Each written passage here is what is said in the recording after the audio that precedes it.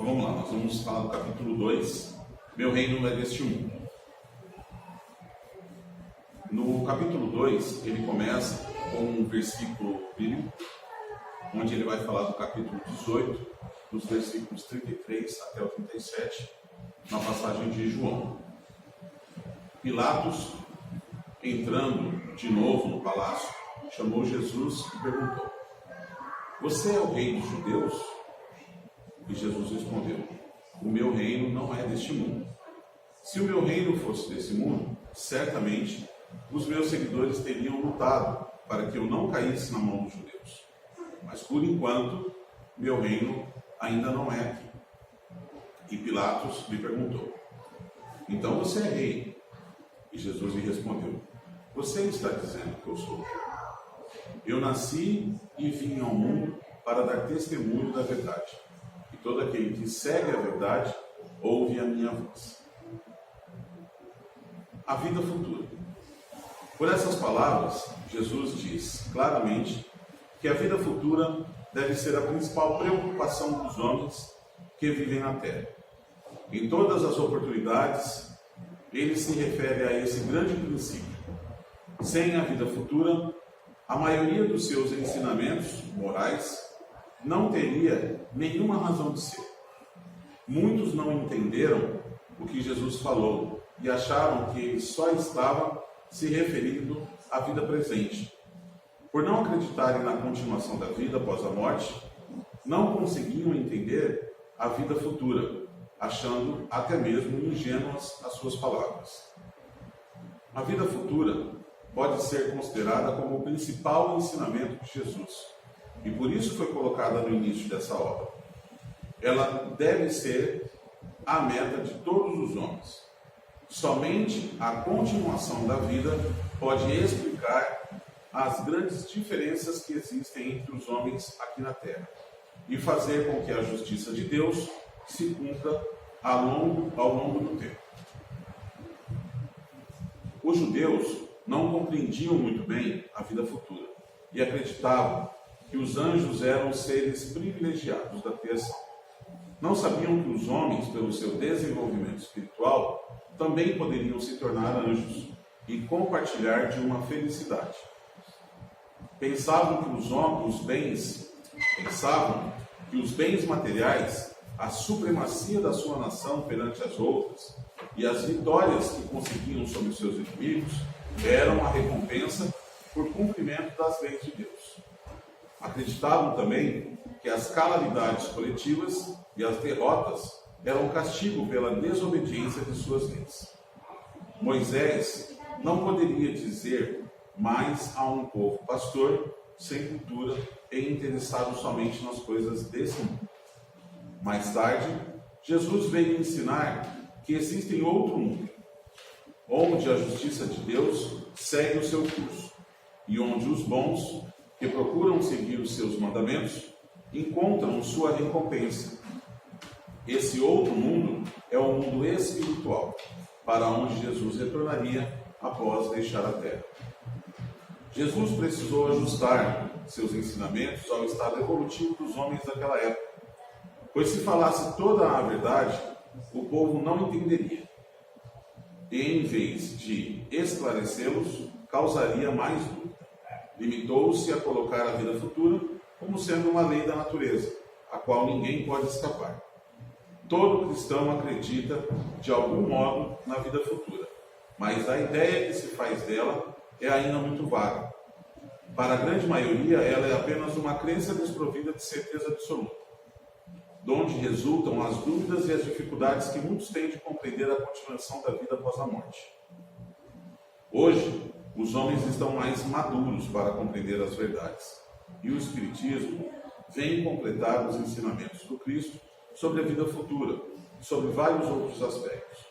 Como os ensinamentos da doutrina, a vida futura não é mais uma incerteza, é antes uma realidade demonstrada pelos fatos, pois são os próprios espíritos que vêm descrevê-la, em todos os seus detalhes, não deixando margem a nenhuma dúvida.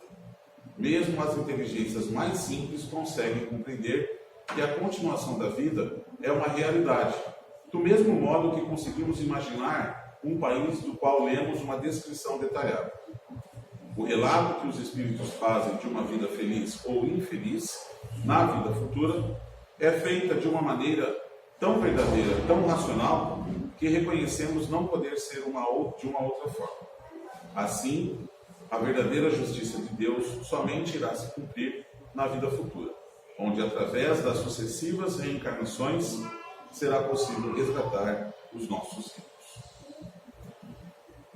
Essa lição, somada à lição da próxima segunda, ela tem um impacto que talvez seja dos principais capítulos que nós temos dentro do nosso Evangelho, porque ele muda tudo.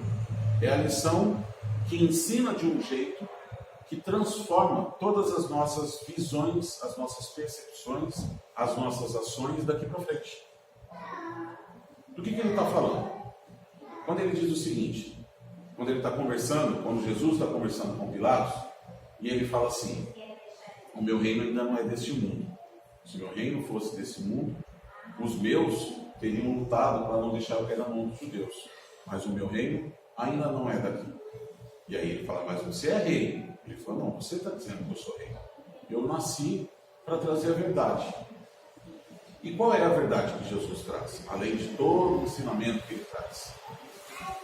Jesus, da mesma forma que nós, ele chega nesse mundo através da vida, através de um bebê, né? Sendo uma criança, passando pelas etapas da juventude, como todos nós passamos. E ele cumpre um destino, ele cumpre com sua vida, até o momento que ele chega no final, no término da sua vida, com toda aquela dedicação, com toda aquela entrega que ele realiza, que ele faz. Mas tem uma coisa que Jesus faz diferente de todo mundo. O que aconteceu depois do desencarne dele? Depois da morte do corpo físico? Ele volta. Ele se apresenta de novo para mostrar que a vida prossegue. Ele se mostra novamente através, no caso de Jesus, da ressurreição, para que ficasse comprovado para todos que fossem seguir que a vida continua. Existe uma vida depois dessa vida. E esse é o maior dos ensinamentos. Porque isso tem um impacto para a eternidade. A gente precisa fazer um exercício. Quando a gente está nessa nossa vida aqui, quando a gente está estudando, que esses são os mais novos, né? Quando a gente está estudando, fazendo escola, fazendo faculdade, enfim, a gente está estudando para quê? Para que a gente estuda? Alguns porque gostam, né? Mas a grande maioria estuda porque quer se formar, porque quer ter um estudo, porque quer ter uma profissão, porque precisa trabalhar, precisa ter uma profissão, precisa ter um jeito de subsistir, né? Ou de existir, ou de se sustentar. Ok? Então todo mundo trabalha, todo mundo estuda para poder ter uma profissão. E depois a gente, um belo dia, se forma e a gente começa a trabalhar. E a gente passa uma vida inteira trabalhando. Por que a gente trabalha? Porque gosta, né? Porque é bem divertido trabalhar. Para aqueles que estão na profissão dos sonhos e que amam o que fazem, sim, né? Mas a gente trabalha, na verdade, para construir um futuro para a gente, não é? Todo mundo trabalha, todo mundo se dedica, e alguns se dedicam mais na busca da construção de um futuro digno, de uma vida melhor para nós mesmos, certo? Cada um dedicando para si. Quando a gente vai envelhecendo, a gente começa a se preocupar com a nossa terceira idade, com a nossa melhor idade, com a nossa aposentadoria. Como é que nós vamos desfrutar desse momento em que o corpo físico já não vai estar mais respondendo com o mesmo vigor que um dia respondeu. E lá naquela idade a gente precisa ter uma condição, se a gente pudesse escolher, nós teríamos o melhor plano de saúde, teríamos uma casinha que a gente precisa se preocupar com aluguel, teríamos um dinheirinho que a gente recebe mensal lá para poder fazer as nossas compras, para a gente poder continuar vivendo de forma tranquila, correto? correta? Então a gente passa uma vida inteira programando, estudando, depois trabalhando, depois planejando esse período que é a vida daqui, que é a vida terrestre. Mas espera aí, quanto tempo nós vamos viver? Imaginando que todo mundo aqui vai morrer com 100 anos de idade. O país está envelhecendo, né? Nós estamos tendo mais qualidade de vida, nós estamos tendo uma melhor alimentação, maiores cuidados com a saúde. Então, pode ser, né? Pode acontecer da gente viver mais. Então, vamos imaginar que a gente morra, todo mundo aqui vai morrer com 100 anos de idade. Quanto tempo cada um ainda tem de vida? Façam suas contas aí, né? E depois disso? E depois dos 100? 100 anos e um dia. Eu não estou mais no corpo. Como será? Nesse evangelho, ele traz inclusive para nós que todo cristão obrigatoriamente tem que acreditar que a vida continua depois da morte. Seja evangélico, seja católico, seja espírita, seja o que for.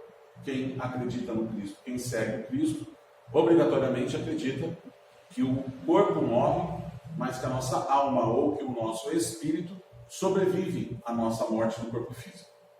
Isso não tem discussão. Se você é cristão, você acredita nisso, né?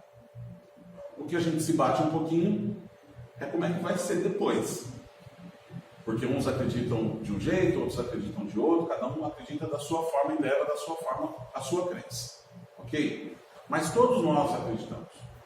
Então, partindo de um princípio que depois dos 100 anos de idade, eu vou viver uma eternidade, meu espírito nunca mais vai acabar? Sim, porque nós somos criados eternos. Nós temos um ponto de início, de começo na nossa criação. Mas nós não temos fim. Nós não acabamos. E eu passei uma vida inteira preocupado com o que eu ia fazer com essa vida. Mas essa vida dura quanto tempo? 100 anos. E a outra vida, a vida futura, a que continua depois dos 100, dura quanto tempo? A eternidade. E aí, independente se eu vou ficar aguardando um julgamento, independente se eu vou ficar dormindo, independente se eu vou ficar acordado, independente se eu vou ficar na erraticidade, no plano espiritual, ou se, conforme nós acreditamos, eu vou voltar para o corpo físico. Dentro da doutrina nós acreditamos na reencarnação, então eu vou voltar várias vezes para o corpo físico, né, para ter as minhas experiências. Tudo isso vai refletir as escolhas e a preparação que eu tive durante a minha vida. E quanto tempo eu me dediquei para isso? Quanto tempo eu estudei, quanto tempo eu me dediquei para essa vida futura? Deveria ser a nossa principal preocupação. E ele diz isso no nosso evangelho, fala aqui, ó. A vida futura deve ser a principal preocupação dos homens que vivem na terra. Sem a vida futura, a maioria dos ensinamentos do Cristo, dos ensinamentos morais, não teriam nenhuma razão de ser. Nós não somos daqui. E não ficaremos aqui para sempre. Nós viemos de um outro lugar e vamos voltar para lá. Nós não somos um corpo que tem um espírito. Nós somos um espírito que hoje está vestindo esse corpo. O nosso espírito continua. E todos os reflexos das decisões, das vivências que nós tivemos aqui, da nossa preparação, de como nós vamos viver, se nós vamos viver como cristãos ou não, vai refletir na onde? Às vezes nessa própria vida, né? Nosso evangelho tem lá causas anteriores das aflições e causas atuais das aflições. Ele explica para nós lá no capítulo 5 que existem algumas coisas que o espírita ou o espiritualista tem mania de dizer quando está passando por algum perrengue: eu devo ter feito alguma coisa na vida passada. Né? A gente brinca com isso, né? Mas, na verdade, o Evangelho vem explicar para nós que a maioria das nossas aflições tem causa nessa própria vida. Foi de agora para agora mesmo. Né? Eu fiz umas coisas erradas ali antes de virar a esquina e agora já me alcançou. Né? Aquela minha falha já me alcançou. Somente quando eu procuro nessa vida, olho todos os detalhes e falo assim: eu não mereço passar por isso que eu estou passando, porque eu não plantei para colher isso. Não fiz nada que eu merecesse viver isso que eu estou vivendo. Daí sim, aí nós somos chamados a avaliar a justiça divina. Tem como Deus ser Deus sem a justiça? Não. E se eu creio que Deus existe, se eu acredito que a justiça de Deus ela é plena, e eu estou vivendo alguma coisa que não tenha causa nessa própria vida, a causa necessariamente tem que estar numa vida anterior, ou em outra vida, né? Anterior. E aí eu estou resgatando, aí sim, naquele momento eu estou resgatando um problema de uma outra época. Nós somos grandes cultivadores. Nós estamos semeando o tempo todo, colhendo o tempo todo. Nessa atual existência, nós estamos fazendo essas duas coisas o tempo todo. Todos os dias. Todas as escolhas que nós fazemos têm repercussão nessa vida e na vida futura. A grande questão, o grande problema é que nós, muitas vezes, só prestamos atenção nessa vida. A gente está com um olhar somente nas coisas daqui. Talvez os mais jovens estejam deixando para depois. Não, mas nesse momento da minha vida não dá para se dedicar muito para as coisas de Deus, não dá para se preocupar muito com os ensinamentos do Cristo, porque eu ainda estou numa fase muito pujante da minha vida, eu preciso conquistar coisas, eu preciso fazer coisas. Quando eu estiver mais velho, eu cuido disso. Que bom, né? Que eu sei quando é que eu vou embora. Porque muitos não sabem. E eu posso deixar para quando eu estiver mais velho e eu nunca chegar a ser mais velho nessa vida. Certo? Eu posso, daqui a um período X, desencarnar. E eu estava deixando para cuidar desse negócio de Deus depois. E aí eu vou chegar do lado de lá e vou dizer: então, mas não deu tempo, vocês me tiraram nessa hora. Eu ia fazer. Eu queria do fundo do meu coração. E às vezes até o sentimento ele é preciso e exato. Você queria mesmo, quer mesmo, de verdade, realizar as coisas de Deus. Mas a gente não pode protelar isso. A gente não pode jogar isso para frente. Porque nós não sabemos quando será a nossa partida. Então nós devemos nos preocupar com a vida futura a partir do momento que a gente abre os olhos nessa. No começo da nossa vida nessa. Os pais devem se preocupar em ensinar os seus filhos, os avós ensinam os seus netos. Existe uma vida depois dessa vida. Não é uma vida depois da morte. Porque nós não acreditamos na morte. É uma vida depois dessa. E a vida ela é eterna. Nós precisamos cuidar disso. Mas tem um outro ponto, ainda no começo da nossa mensagem, que ele diz assim: somente a continuação da vida pode explicar as grandes diferenças que existem entre os homens aqui na Terra e fazer com que a justiça de Deus se cumpra ao longo do tempo. Gente, isso é emblemático, isso é muito forte. Nós acreditamos que todas as coisas que nós fazemos, vivemos, escolhemos, sentimos, falamos, tudo que a gente faz, até quando eu decido não me envolver, falo, não vou fazer nada, não vou me envolver com isso, não vou tomar uma decisão. O fato de decidir não tomar uma decisão é uma decisão. E ela tem repercussão. Você decidiu não se envolver. Isso tem reflexo na sua vida. A gente está aqui não é para ser omisso. A gente está aqui para se apresentar. Nós temos uma oportunidade que muitos espíritos estão esperando para ter essa oportunidade. Nós estamos aqui encarnados. Precisamos fazer valer a nossa oportunidade de existência. Então, nós acreditamos que a repercussão das nossas decisões ela vai para além dessa vida. E aí, nós vamos ter a explicação do Evangelho, que muitas vezes é na continuação dessa vida, nessa vida futura, ou nas próximas reencarnações, que nós vamos entender as grandes diferenças dos homens. Por que a diferença das raças? Por que a diferença de homens e mulheres? Por que a diferença de ricos e pobres? Por que a diferença de pessoas mais cultas e menos cultas? Por que a diferença de pessoas que nasceram com a perfeição física e outras nasceram com necessidades especiais? Por que essas diferenças? Cadê a justiça de Deus? Se eu não acredito na continuação dessa vida, se eu acredito que essa aqui é uma única experiência, fica complicado. Nós vamos estudar isso mais a fundo na outra segunda, mas fica complicado. Por quê? Por que Deus privilegiou a minha irmã e eu não? Ou por que Ele me privilegiou e não privilegiou o meu irmão e a minha irmã? Por que eu tenho tal condição e você não tem? Ou porque você tem e eu não tenho? Por que aquele meu vizinho consegue os melhores empregos e eu não consigo?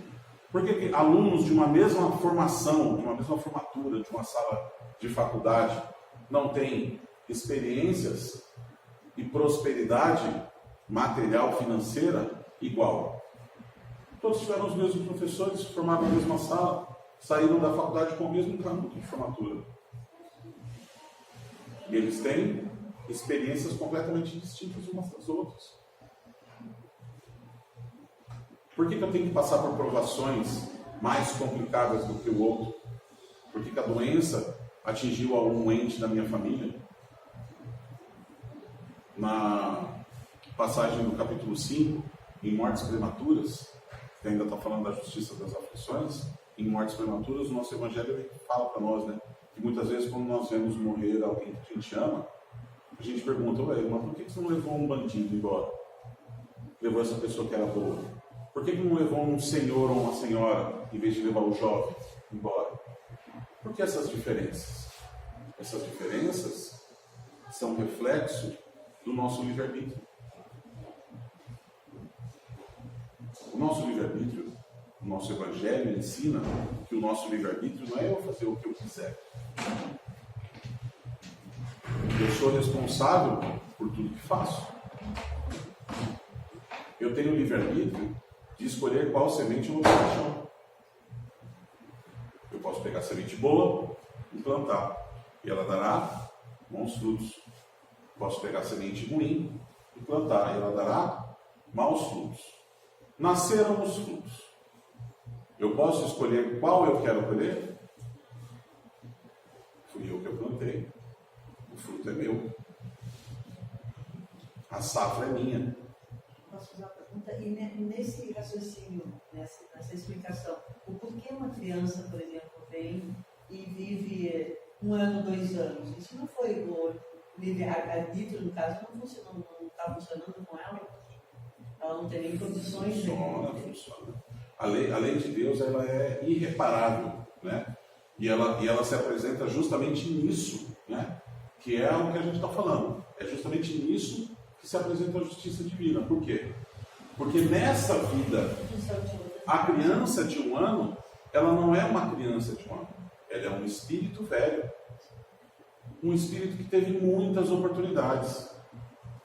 A família que está recebendo essa criança, que desencarna com 1 ano, com 2 anos, as mortes prematuras, né? Ou os natimortos, né? Uma criança que nasce morta.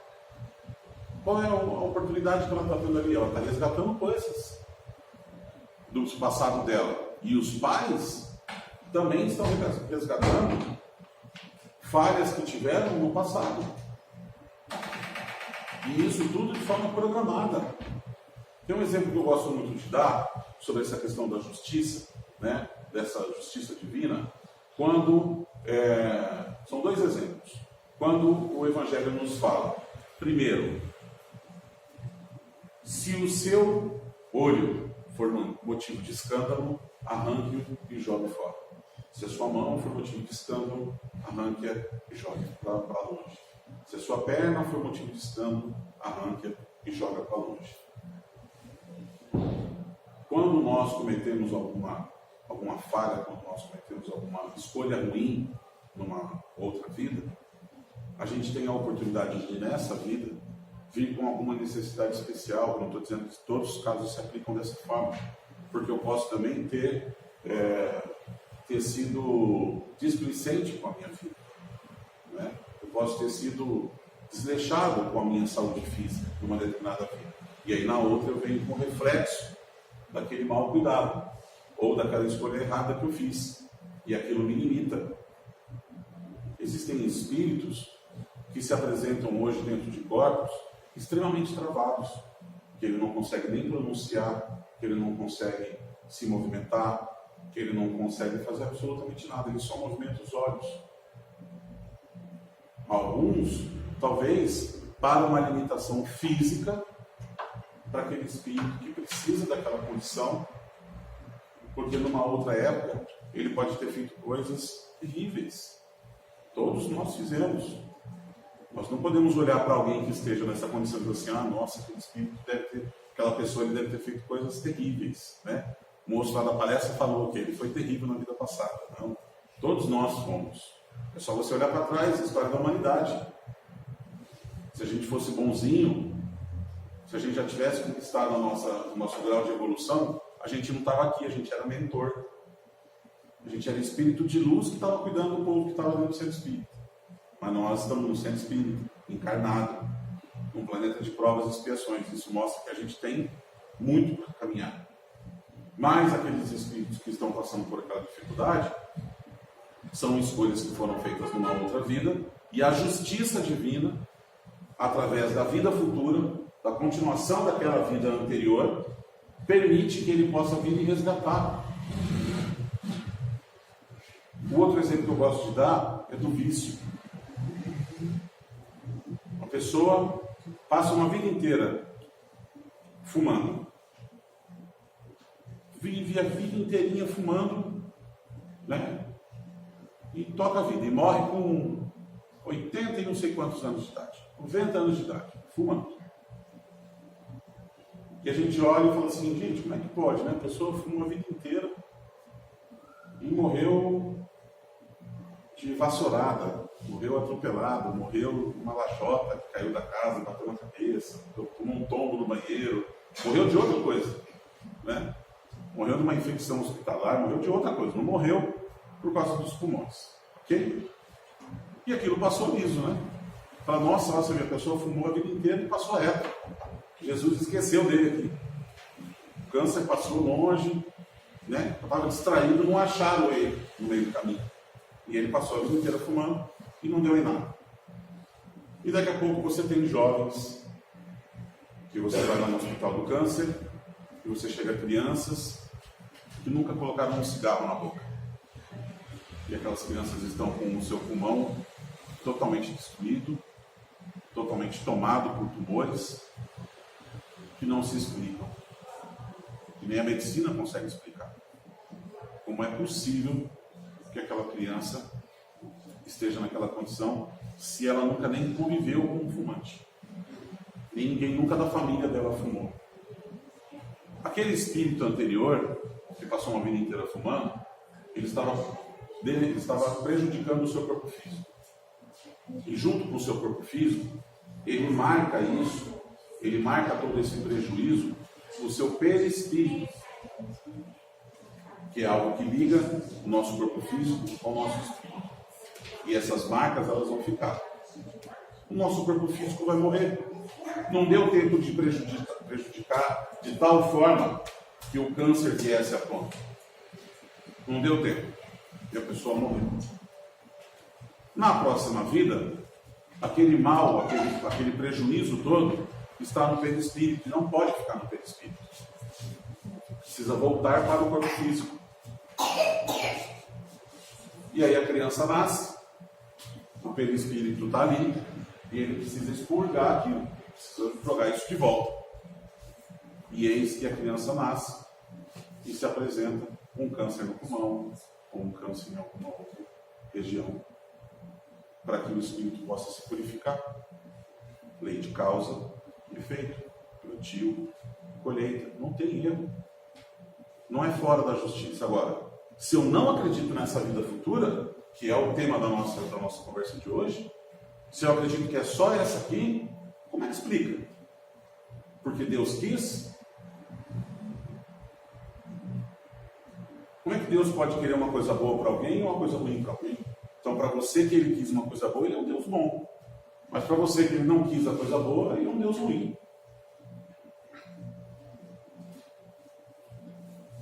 Precisa ter justiça, né? Vamos avaliar, do ponto de vista dessa justiça divina, vamos avaliar o cara que tomou a decisão errada, que fez coisas erradas. Se ele tem somente essa vida e ele fez escolhas ruins, vocês concordam que escolhas ruins dependem de uma série de fatores? Porque esse cara pode ter tido um contexto de vida, ele pode ter uma criação diferente da nossa. Ele pode ter convivido numa sociedade, numa comunidade diferente da nossa. Ele pode ter tido oportunidades diferentes da nossa, ou falta de oportunidades. E nós tivemos todas as oportunidades. Ele pode ter tido um acompanhamento e um ensino religioso, ou não ter tido, e nós tivemos. E aí fica fácil de olhar para esse espírito e falar assim: nossa, ele tomou a decisão errada. Eu jamais faria isso na situação dele. Sim, com o seu contexto de vida, com sua experiência, com tudo aquilo que você teve. Mas que contexto de vida dele?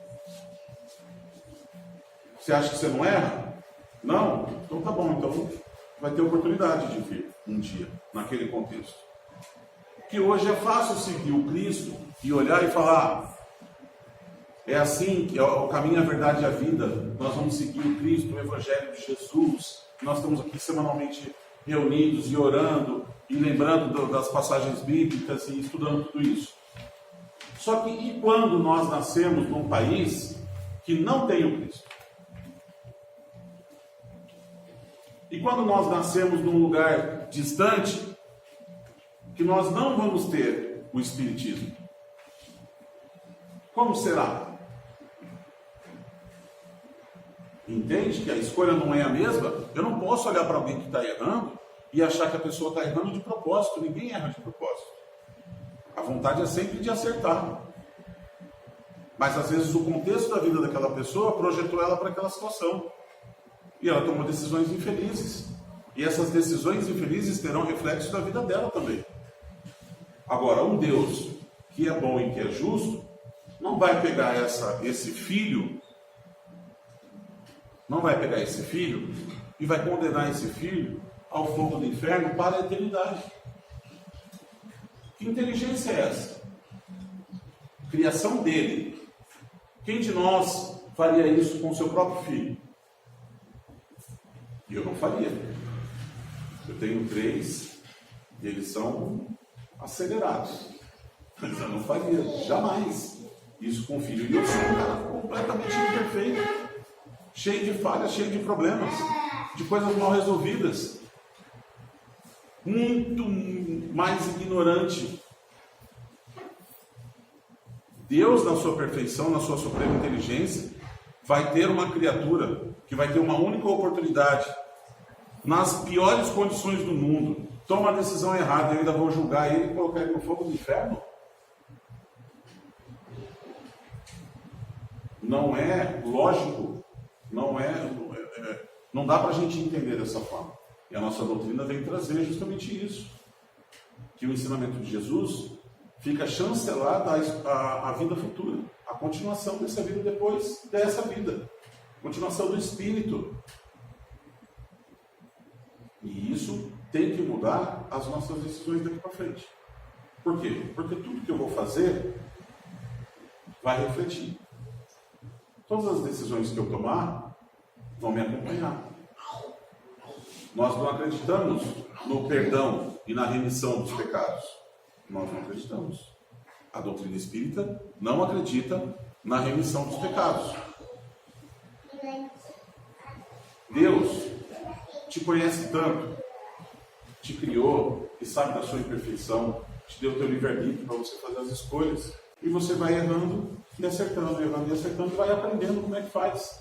E vai ter a eternidade. E dentro da eternidade, você vai ter condições infinitas de vidas. vai nascer de todo tipo, em toda família, em toda religião, em todo tipo de oportunidade existencial que vocês imaginarem. Para quê? Para que você possa ter todas as experiências e aprender o máximo possível com todas elas. Esse é um Deus generoso, é um Deus muito maior, que quer deixar você chegar lá pelos próprios méritos. Essa condição que nós temos de acreditar que a relação com Deus está atrelada a essa vida, vem da época dos judeus, vem da época do ensinamento, que a gente acreditava que todas as coisas refletiam nessa vida. Se eu era uma pessoa que seguia, que fazia as vontades de Deus, eu era recompensado aqui. E o Evangelho fala para nós de novo. Lá, quando ele diz assim, ó.